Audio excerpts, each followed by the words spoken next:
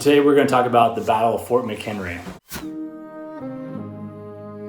That's where the Star Spangled Banner came from. It was written based on watching a bombardment on Fort McHenry.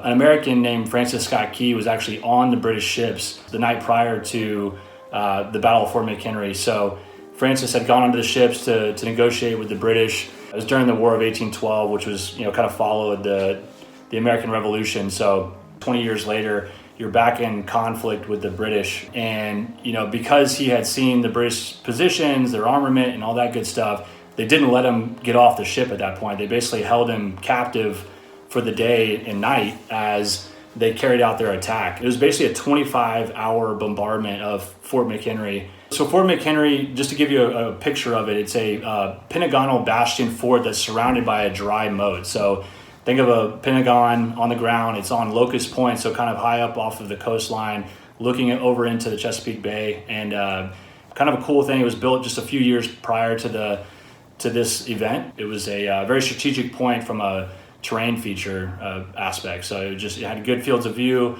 and it protected the port from getting into the Baltimore Harbor, which is exactly where the British were trying to get. They knew that if they could get into the British Harbor and control that, they could do some really serious damage to the Americans. I think I saw something that said that their cannons had a range of about 2 miles, and they just laced them with cannon fire all through the night. And then in the morning, when Francis thought for sure that the entire fort would be just completely demolished, obviously the fort was still there and the flag was still flying.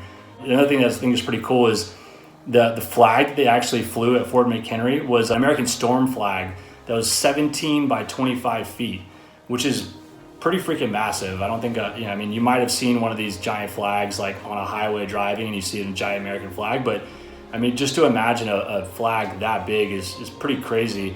And not to mention that, after the bombardment, that flag got pretty torn up, and then the Americans went out and raised an even bigger flag that was 30 by 40 feet, which is just kind of like a slap in the face to the British. So here they were, launching rockets and cannon at this fort for 25 hours, and in the morning it's still standing, everyone's good to go, and morale is even higher. So it's just a really cool story of just the Americans pushing through and holding their ground and being gritty and fighting through challenges to stay the course.